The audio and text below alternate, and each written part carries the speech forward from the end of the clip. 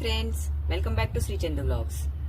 ఈరోజు మార్నింగ్ నేను ఒక పెద్ద నర్సరీకి వెళ్ళాను. అక్కడ డిఫరెంట్ టైప్ ఆఫ్ ప్లాంట్స్ ఉన్నాయి. అక్కడ నారు కూడా దొరుకుతుంది అని తెలీదు, కానీ అక్కడ బీర, సోర, కాకర, మిరప అన్ని వెరైటీస్ ఆఫ్ నార్ వెజిటేబుల్స్ చాలా వెరైటీస్ ఉన్నాయి.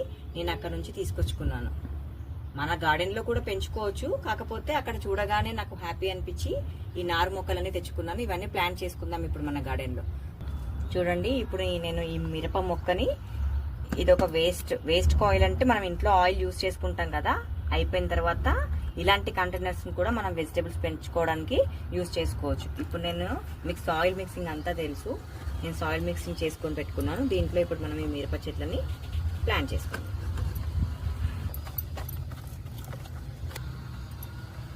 ఒక్క బకెట్ లో మనం 2 ప్లాంట్స్ పెట్టుకోవచ్చు, ఈజీగా గ్రోత్ అవుతాయి. చూడండి ఫ్రెండ్స్, ఇవి కాకర మొక్కలు. చూడండి ఎన్ని రూట్స్ ఉన్నాయో ఇంత చిన్న ప్లాంట్ కి. నేను నర్సరీలో తెచ్చుకున్నాను కదా, నాకు భలే క్యూట్ గా అనిపించాయి. మనం సాయిల్లో పెట్టి తీయం కాబట్టి మనకి ఇన్ని రూట్స్ ఉంటాయని తెలియదు.